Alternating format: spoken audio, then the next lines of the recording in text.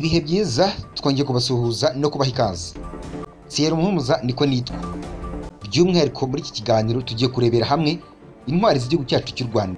By'umwihariko muri iki kiganiro tugiye kurebera hamwe urutonde rw'intwari z'u Rwanda ndetse n'ibyiciro baherereyemo. Mu gihugu cyacu cy'u Rwanda dufite ibyiciro byinshi bigiye bitandukanye by'intwari. Aho dufite icyiciro cy'imanzi, imena ndetse n'ingenzi. By'umwihariko nkwibutsa ko nimba aribwo bwa mbere ugeze kuri uyu muyoboro YouTube channel utakora subscribe, ribaho hasi ukande subscribe ndetse kandi ukanda ukazogera kugira ngo ujye ukurikirana ibiganiro byacu bitambuka buri munsi. Thierry Muhumuza niko nitwa. By'umwihariko ubundi intwari ni iki? Intwari ni umuntu ukurikirana ibintu byose yemeje cyangwa se ikintu icyo ari cyo cyose yiyemeje ndetse kandi akakigeraho. Ibyo ngibyo bikavamo igikorwa cy'ikirenga ndetse kandi gifatika gifitiye abandi akamaro. Ibyo ngibyo kandi akabikora mu bupfura, mu kwihangana ndetse no mu bwitange buhebuje, ndetse kandi akirinda ubugwari mu migirire y'icyo gikorwa, ndetse kandi akabikora nta mananiza ndetse nta no kugamburuzwa muri icyo gikorwa.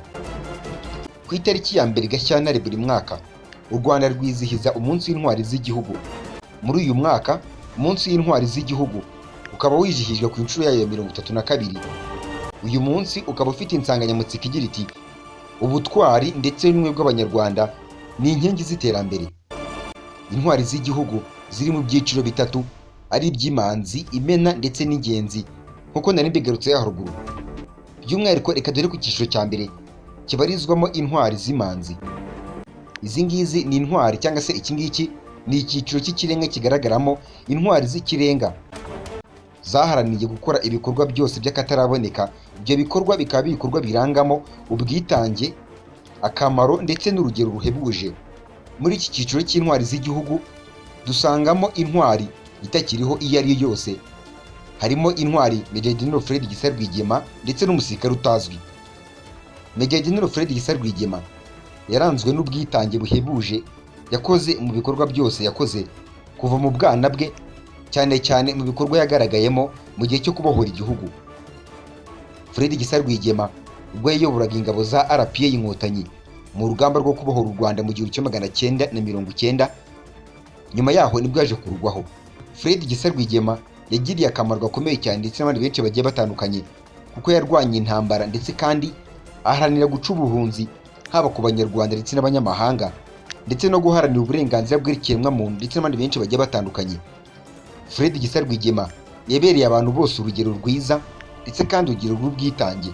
Fred Gisa Rwigema yavukiye mu Kiranze mu murenge wa Nyamiyaga mu karere ka Kamonyi mu ntara y'Amajyepfo ku itariki 10 Mata mu 1957. Fred Gisa Rwigema yatabarutse ku itariki 2 Ukwakira mu 1990 ikagitumba mu karere ka Nyagatare mu ntara y'Iburasirazuba. Agwa ku rugamba yaramaze gutangiza. Muri iki kiganiro tugiye kurebera hamwe ikindi cyiciro, ni icyiciro cy'imena. Imena igaragaramo intwari iba yarakoze ibikorwa byinshi bigiye bitandukanye, harimo ibikorwa bidasanzwe yakoreye igihugu ndetse kandi bikarangwa n'igitambo cy'ikirenga, akamaro gakomeye cyane ndetse n'urugero agiye akora ndetse n'urugero benshi bakimureberaho kugeza amagingo aya ngaya. Muri icyo cyiciro dusangamo umwami Mutara wa gatatu Rudahigwa, Michel Rwagasana, Uwiringiyimana Agata n'Itegeka Felesita ndetse n'abandi benshi bagiye batandukanye harimo n'abanyeshuri b'Inyange. Muri iki cyiciro reka duhere ku mwami Mutara wa gatatu Rudahigwa. Umwami Mutara wa gatatu Rudahigwa yabaye umwami w'u Rwanda kuva mu 1931 kugeza mu 1959. Mutara wa gatatu Rudahigwa yagaragaje ibikorwa by'urukundo bigiye bitandukanye mu Banyarwanda, ashyiraho ikigega cyo kurihirira abana amashuri. Mutara wa gatatu Rudahigwa kandi yakuyeho ubuhake abusimbuza akazi. Mutara wa gatatu Rudahigwa yagabiye abakene inka ndetse kandi abaha ibintu byinshi bigiye bitandukanye. Mutara wa gatatu Rudahigwa yahirimbaniye ubwigenge bw'igihugu cy'u Rwanda ndetse kandi nyuma yaho bikaba byaje kugerwaho. Muri iki cyiciro kandi dusangamo intwari Michel Rwagasana. Uyu nguyu yabaye umunyamabanga w'inama nkuru y'igihugu cy'u Rwanda ndetse n'umunyamabanga w'umwami Mutara wa gatatu Rudahigwa.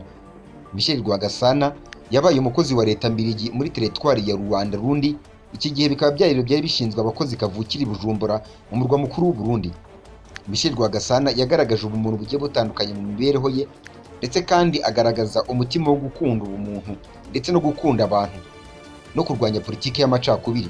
Ibyo ngibyo nibyo byatumye Michel Rwagasana ahara byose kugeza n'aho ahari ubuzima bwe. Michel Rwagasana Michel Rwagasana yanze gukoresha ububasha yari yarahawe ku nyungu ze bwite.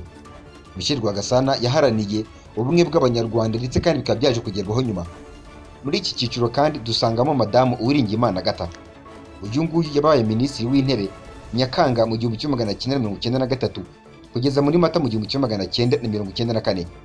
Uwiringiyimana Agatha yagize umutima wa kigabo, ari Minisitiri w'Amashuri abanza ndetse n'ayisumbuye. Uwiringiyimana Agatha yahangaye gukuraho akarengane mu mashuri iki gihe kari karashinzwe n'abiyitaga iki gihe ko bari barazanye politiki y'iringaniza. Uwiringiyimana Agatha kandi yarwanyije ishyirwa mu bikorwa bya Jenoside yakorewe Abatutsi mu 1994 ndetse kandi aza kwicwa kubera ibitekerezo bye. Muri iki cyiciro kandi dusangamo Seri Niyitegeka Felicita.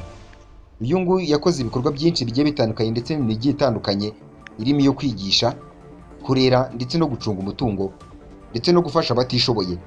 Mu 1994 muri Jenoside yakorewe Abatutsi muri uyu mwaka w'1994, iyi Jenoside ikaba yaramusanze ku Gisenyi aho yiciwe azira ko yarwanye ku Batutsi bari barahungiye aho yayoboraga muri Centre Saint Pierre.